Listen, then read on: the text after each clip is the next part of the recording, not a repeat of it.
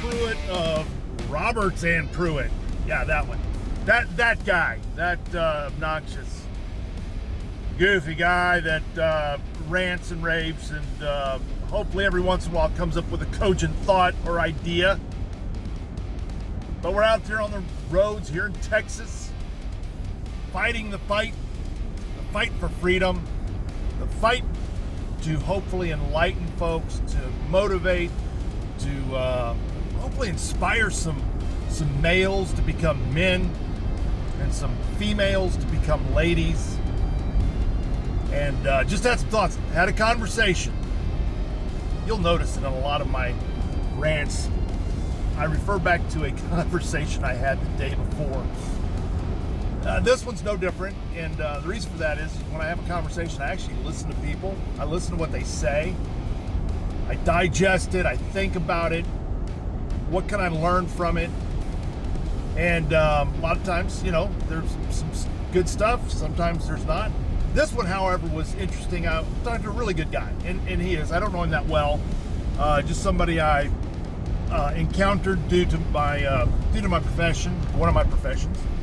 And we were talking a little bit, and again, I just let them talk. People will say things when you let them talk and listen.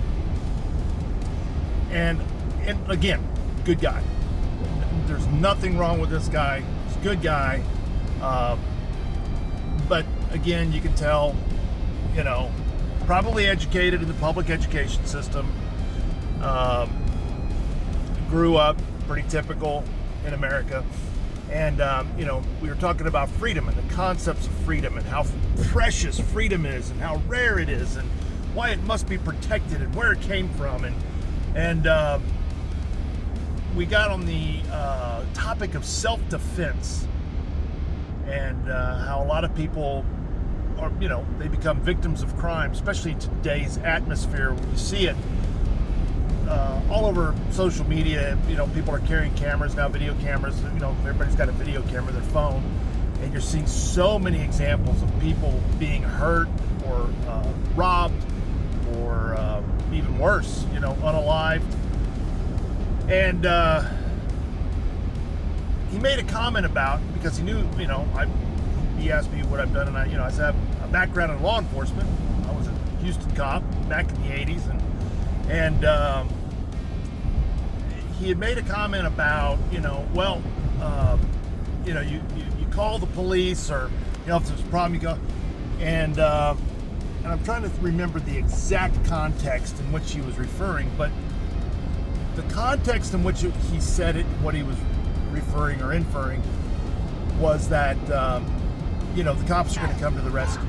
You got the cops. That's your backup plan. You got the cops. In other words, if a lady pepper sprays an attacker, she can call the cops. And I'm like, buddy, I don't know if that's a really good plan to even have. I don't know. I don't have that arrow in my quiver personally. Okay. Number one, I know a lot of cops. Number two, I was a cop. I understand how the system works. Look, cops don't prevent crimes. This is not an anti-cop raid, so you Abbott fans, you Sean Hannity fans, just relax, stick in there. You're gonna learn some stuff. When you have freedom comes with a price tag. Freedom is risky. Freedom is hard. Freedom is difficult. It comes with risks. Freedom isn't safe. This is the garbage. You've been sold this line of, cops are there to make society safe. I'm sorry, folks. I'm not seeing that. I'll tell you what makes you safe. Being capable. Being a masculine warrior man. Being capable. Because when you're capable, now you're having some personal security. Now you can protect your family.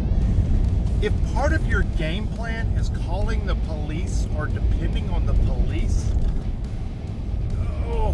that is is a bad plan. You're thinking about it all wrong. I'm not talking about vigilante justice. That's not what I'm talking about. What I'm talking about is you are an extremely hard target. That's what I'm talking about. And most people I know, that ain't them. They don't have the mentality of an extremely hard target. They don't have the skills. They don't even have the capabilities. And I'm talking about males. You know, trying to say this without being too... Listen. Take responsibility. Like somebody like Jocko Willink would say, take ownership. That's what freedom actually is. It's when you take ownership. And that means responsibility for everything. Cops, the more cops you have, the closer you have to a police state. It's in the name. You need to be responsible. You need to have FAFO tattooed across your forehead without any ink. And that doesn't mean you're walking around like Billy Badass and you're 250 pounds of pure muscle. No, I'm not talking about that. I'm telling you, and if you're confused by this, that is an indicator that you are not prepared. You're not even close to being prepared. So I'm not picking on you. I'm not shaming you. I'm not trying to make you feel bad. Please. Hopefully I'm just saying some things that you can glean some wisdom from, and hopefully maybe, just maybe, take some of these words to heart, some of these ideas, some of these thoughts. You don't have to believe everything. I'm not saying I'm right about everything, but I'm right about some things. And, just take some of these ideas, swoosh them around in your gray matter, and then take responsibility. It'd just be a good idea. And it'd be a good idea, and it would benefit your family greatly as well. So, anyway, this is Pruitt, a.k.a. Jethro Bodine, signing off.